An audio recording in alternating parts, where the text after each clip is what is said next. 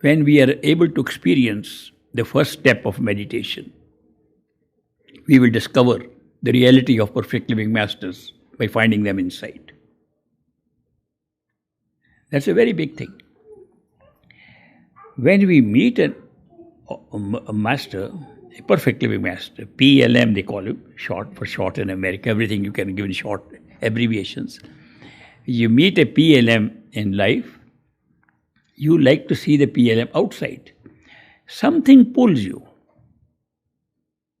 which the mind cannot readily understand.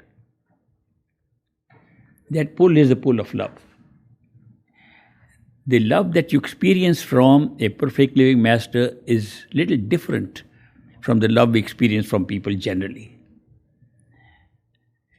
And the difference can be said that the love of a PLM is always unconditional. There's never any condition attached to it. It is not based upon how good or bad we are. It is not based upon our karma. It's not based upon what our reaction is. Perfect living masters love us. If we love them, they love us if we hate them. They love us if we kill them. That love never changes. Nothing can change that at all. They never do what we call judging people. They never have no judgment at all. Judgment is mind. Soul has no judgment at all. Our own real self, our consciousness per se, without the mind, has no judgment at all. The judgment is created as a means of using our mind in different situations to judge which is better, which is worse, to create a moral code and follow what is right, what is wrong. Judgment is given for a very specific purpose, and we use our minds for the judgment. But when you are talking of love, intuition, beauty, joy, those things which come directly from the soul, not from the mind, there is no judgment there.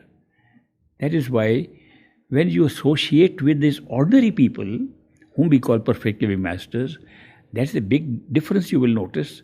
They will never judge you, never, and will always love you. Without break. Which is very unusual experience. That is what affects us eventually. That how can this be? That this is an unchanging love, unchanging, non-judgmental state. They are not judging we are good or bad or what. Why don't they judge and why don't they say be a good person? A lot of other people tell us. A lot of reformers of the world tell us. Many normal gurus tell us be good people, have a good life. Why don't they tell us this?